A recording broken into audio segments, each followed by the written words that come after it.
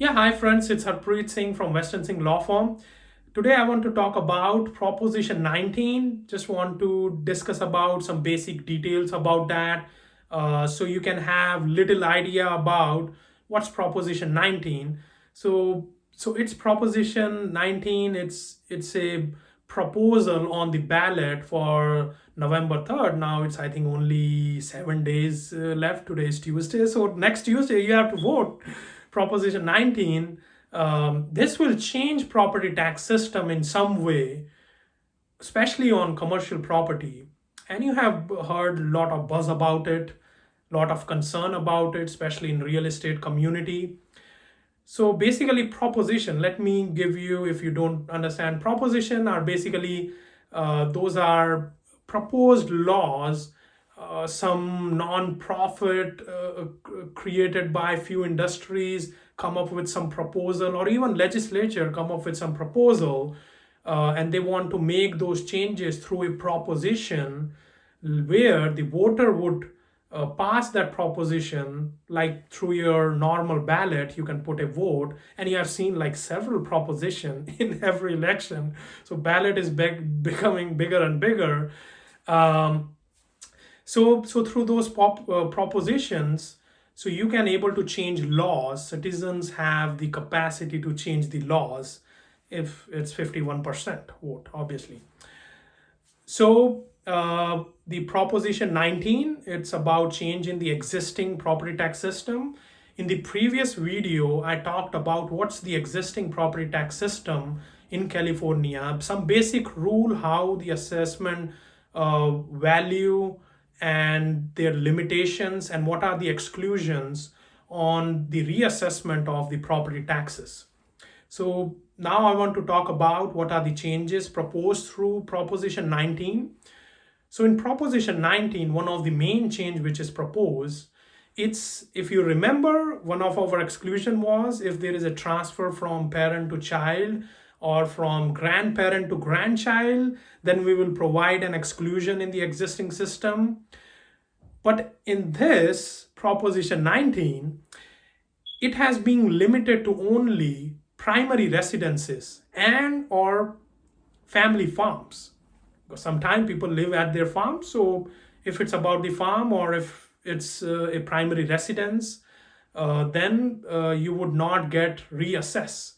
However, in the existing system, if you have a commercial property and it's being changed hands within the family and immediate family member, not about uncle, cousins, or so then there was no reassessment. So the biggest issue is, especially with real estate industry and people who own commercial properties, that their property value will get reassessed based on the market value. And obviously, if you have purchased a property in 2010, a commercial property, that was, the value was way low, probably in 30, 35, 40% less than now.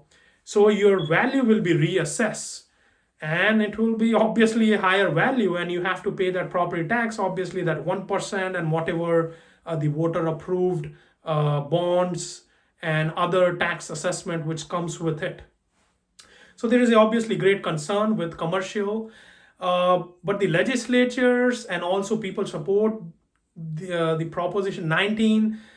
They mentioned that the main purpose of property tax assessment system in since 1978 was to prevent people or to eliminate any concern of people to move out from their property when there is a real estate boom. The main purpose was to provide benefit to primary residences, so people don't move from their community because of concern of increasing property value and increasing taxes. And also we want to appreciate and encourage long time ownership. So the main group which these property taxes laws were in place, we're trying to help out the little guy, the middle class person who would have concern if there is good economy, property values are increasing, so property taxes will also increase. So that was one of the thing. And the obviously on the other side, people have concern. There are many people who have commercial property who are not much rich. They're also middle class. And then if they have now a reassessed value, it will probably increase their property taxes by 30 to 40%. And that is also during this COVID times, it's not good. So that's argument from the other side. So you decide about that, what you want to do. I will not. My main work is to provide basic information to you, so you can have little knowledge about certain topics, and now you decide what you like, what you don't like. But there are also other benefits. Let's see one by one. So also, the limits on exempt value for the parent child transfer would be, means even if you are getting for a primary residence, if there is a parent child transfer or a grandparent grandchild transfer, now it's limited, would be limited. If proposition 19 pass, it would be limited to primary residence or family farm.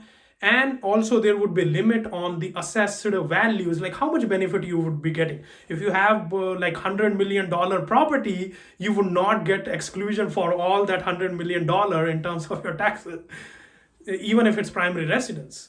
So there is a limit put on that. It's the assessed value plus $1 million. So if your assessed value is 300,000, then 1 million, so $1.3 million you would get the exclusion from, and any additional value would be added to the assessed value. And it will get reassessed every annually, as with the previous system. So you can look, I think with this at least, the proposers of proposition 19 try to I think address concerns of people who live in, I think, high income neighborhoods, or who are not high income. Means there are people who are living from long time, their property values have increased, they are middle class people, but their house, which is probably in Central Valley, a $200,000 house, in their community it's like 600,000-700,000, or even more than $1 million. So those people should not get affected. So the proposers of proposition 19 just try to address those concerns. I don't know, means you decide if that's enough, because I think the biggest opposition is about those commercial property tax increases, which may happen with this passage of proposition 19. And also it just goes down to your tenants, because obviously most of the shopping centers or even strip centers just pass down all the increased property taxes on the tenants. And there is a great concern that tenants will have to pay more in terms of additional rent, in so-called increased property taxes label. So it's more money out of pocket from the tenant side. So the next one, it's about how many exclusions. Means you would be talking about, okay, means you get one reassess exclusion, a parent transfer the property to child, and now you get just one benefit. So how many times you get the benefit? So with proposition 19, the grandchilds could receive 2 excluded residences, and also same thing with the grandparents to grandchild. So it's the 2 excluded residences you would be able to have at least, because the previous system doesn't address that. So this system was trying to, you could have that. Still it's under the interpretation, it's not clear. But that can be, I think, if it goes to, I think, any court action, of court reviews it, there is a great possibility that there would be additional exclusions allowed under this proposition 19.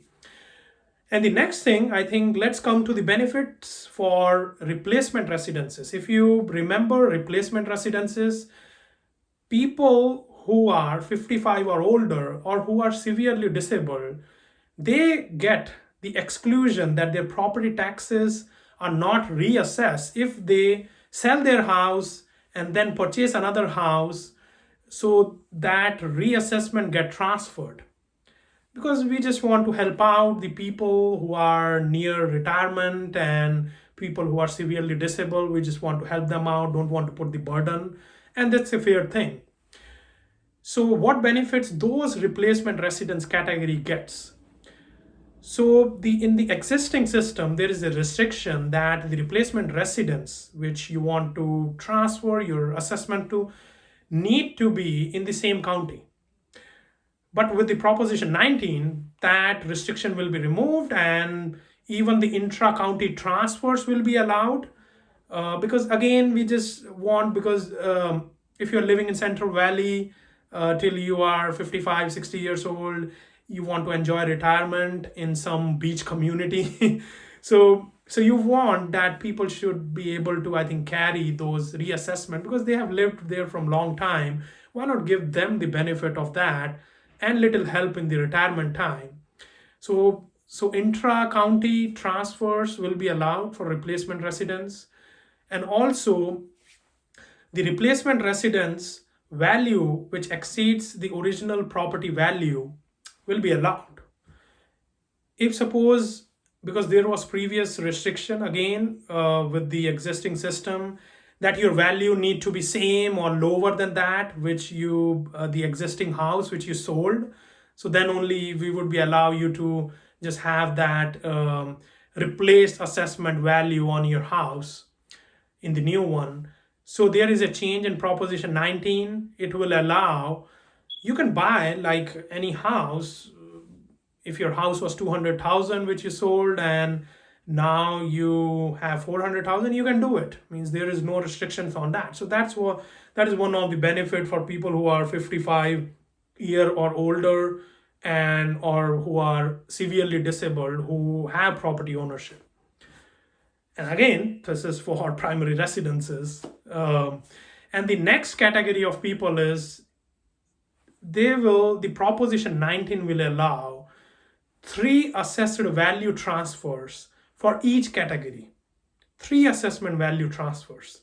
So if suppose parent-child transfer one property, parent-child, from parent to child, there can be 3 transfers which is allowed in one category. That's a big thing. Or if suppose your grandparents want to transfer you a property, so 3 assessed transfers will be allowed. Again, all those other rules will apply. Those changes, primary residence, and again the limitation on the value till million plus assessed value. If suppose your house is destroyed, so you will get exclusion through the assessed transfer. And if suppose the grandparent just transfer you, so in each category, if your house is destroyed like 3 times, I'm not just don't think I'm just expecting that or I want that. No one should, I think, get that experience. It's horrible. But for example, means in that category you would be able to have 3 transfer exclusions. And the next is the wildfire. As you know, means California it's being over the times now. Each year the wildfire destruction is increasing year by year. It's becoming more aggressive wildfires. So in Proposition 19, we want to give benefit to people who are affected by wildfires, and we want to give them the exclusion because obviously again it's the disaster they are suffering from, and if we can give, I think, as much as help we can, we should just give it either in terms of taxes or any other government benefits. So these are, I think, the main changes. There are like several other nitty-gritty things, but these are the main things. The main thing is about the commercial. Obviously people have concern about that and how it will increase the rents. It seems from the face of the Proposition 19. So that's the concern about that. But there are also other benefits which a common person or a middle class person can get from Proposition 19. So you weigh, and I think the best thing is that either way, if you against or if you are in favor of Proposition 19, please vote. Your vote is really important.